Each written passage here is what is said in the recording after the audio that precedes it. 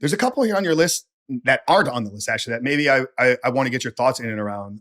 First one being dating older women. I fell into this trap, I think, in my mid to late 20s. It's like maybe things weren't going as well as I wanted to. I was having a little bit of success, but it's like, oh, this older woman, she's more secure, she's more successful, she's doing bigger things, she's into me, like, and I would latch on to these things. And I see a lot of young guys that are in their 20s fall into that way of thinking. What are your thoughts around men in their 20s dating older women?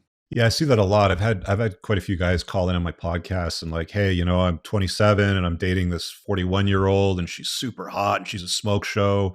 She's got a teenage son or something like that. And it's like, and then follows, the problems that ensue. And it's like, dude, you realize you can avoid all of those problems if you don't date an older woman that's got some kid or kids, right? Like, your sexual strategy is to pass down your seed. Like that's why you're on the earth, is to scatter your seed. And you're abandoning that to deal with a woman who's past her fertility stage. I mean, let's be honest, she's not going to give you any children. You're going to be responsible for raising some other dude's kid.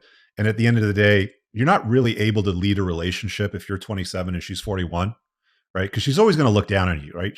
She's always going to be that woman that's like, well, I got divorced 5 years ago and I got half his shit and I'm sorted. I got my money right, but I like this guy because he's young and he's hard, right? Like that's what their angle tends to be, is I'm an older woman. I'm not getting what I want in my age range. I've already got my money because I took half of his shit when I got divorced. So I'm just going to date a young and hard guy sort of thing. Right. And that's usually what happens. And it's a lot of sex and like enthusiastic monkey sex, and they like it. And guys are very simple, right? Like guys are very, very easy to please. If you have an enthusiastic, generally attractive woman, they usually get like, the post-divorce breast augmentation done. So they got like the tailor-made titties going on and everything looks good sort of thing. Like just touch their pee-pee and they'll fall for you, right? Younger guys fall for it all the time. And it's a trap. It's the Soul Crusher 3000 is what I call it. So, try it out, have some fun if you need to, explore some options. But do not make a long-term relationship out of it. Do not marry her, because I'm telling you, like, you're 27 now, but when you're 37, she's going to be 51, and women go downhill rapidly when they hit menopause, right? And that happens for some women in their early 40s, sometimes their early 50s, but somewhere in and around that 10 to 15 year mark, her looks are going to decline rapidly. And if we're being honest, like a woman's value to a guy is her fertility. Can she bring him children? And there's absolutely no way you're going to get that from an older woman. Yeah, and guys, if your looks, money, status, game are not on point, you're not in the top 20%, and you're, falling into these traps, like pull back, get focused on you, excel, grow, chase greatness, and then you're gonna have no problem attracting the younger women. The problem is that it's low hanging fruit. It's really, really easy, right? It's really easy for a young, 20-year-old guy to get an older chick. It's just super easy. So, they think, oh, wow, this woman actually gets me. Like, she understands me and she's super attracted to me. But Becky that I dated last year, that was my age or slightly younger, she ran off with Tyrone or Chad or whatever. And I haven't seen her since. So because she's given me all this attention, I'll just look past the fact that she's older. Yeah, she's playing you, brother. Become Chad. The other one on here, and maybe because the book was written a few years back, this might be more of an issue that's kind of rose up in the last year or two. But plastic surgery, women that have highly surgical modified faces. I'll share a story here with you, Rich, if you're okay with it. So I was at an event a couple weeks back. It was a big charity, nonprofit, kind of, high society, like the who's who of Tampa, all is in there. About 400 people showed up at the event, walked in with the woman that I was with, and instantly, one of the first things I said is, there's a plastic surgeon in Tampa that has made millions of dollars off of this room. It's all the same look. It's the high cheekbones, it's the chin, it's the nose, it's the eyes, it's the lips. I mean, it's almost a mold, and you could literally see it across the entire room. Now, later on in the evening, as the party kind of ascended, we moved on to the after party. The woman running the event, I'm close friends with her. Her dad was there, comes up to me and the woman I was there with at the event. She goes, it's so refreshing to see a beautiful woman that hasn't had her face modified and hacked up. Just your thoughts, man, around this. Like for me, that's a big, big warning sign. If you can see that there's been a massive amount of work done on her face, because I don't think that ever ends. I think once they go down that hole, it's an endless pursuit. What are your thoughts around plastic surgery in the face? Yeah, I always find that funny because women push back so hard when I tell them that you're a beauty object to a man. Like I run this podcast now, my Unplugged Alpha podcast series called Ladies Night. I've only been doing it for a few months and they get so bent out of shape that that their value is primarily associated to their looks and their beauty. Oh, why can't I like, why is my value just attached to that? Like, why can't you appreciate me for my degrees or my accomplishments, my career, and all those things? And I tell them the same thing. There's no guy that's ever looked at your degree and been like, oh yeah, look at the degree on that girl, right? That's not what we're looking at. So to that point, women are beauty objects and they know this. They inherently know this. And anytime they tell themselves it's not true or I should be admired for more than my beauty, why do they spend all this time and money on Botox and lifters and injections and boob jobs and Spanx and push-up bras and high heels and all of these things to make themselves and dyeing their hair and the eyelash extensions and like you can go on and on and on. Women spend a vast fortune on trying to preserve, maintain, and delay the onset of gravity and time with their beauty. So I think it's an unfortunate thing because there's some genuinely attractive women that can age into their 30s, 40s, and 50s, for example, and still look very attractive without doing all that nonsense. I think some basic fundamental care, like eye cream, maybe if you get older and you want to tighten the skin back, and it doesn't look weird.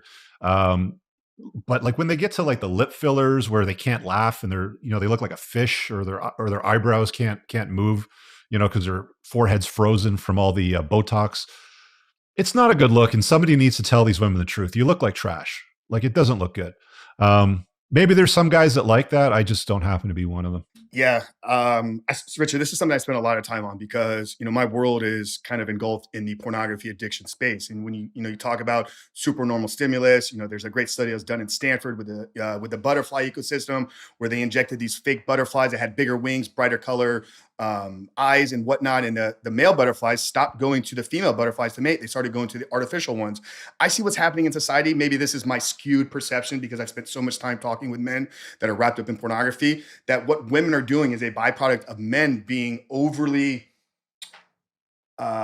not sexualized, but overly stimulated through just an endless stream of women after women after women. I mean, like I've heard Jordan Peterson talk about this, that a 12-year-old boy today in a span of 5 or 10 minutes can look at, consume, and watch more naked women than a king would have done, 100 years ago. So I think that what women are doing, because women follow men, right? Like men are becoming more attracted to these fake things. You have cartoon porn, you have all that's kind of, the BBW and all these other things.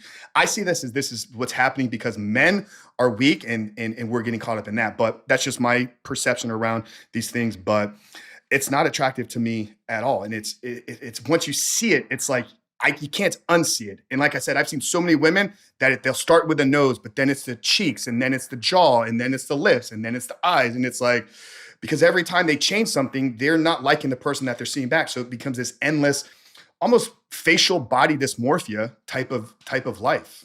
Yeah, there's a book by Maxwell Maltz called Psycho-Cybernetics, and he was into rhinoplasty. This book's old; it's decades old, and he's talking about in the book how he noticed that even after doing like facial reconstructive surgery for guys that were in like burn victims or anything like this, no matter how good the results, how perfect they looked after the fact, their mind's eye, like the vision they held of themselves, was still the deformed look that they always had, right?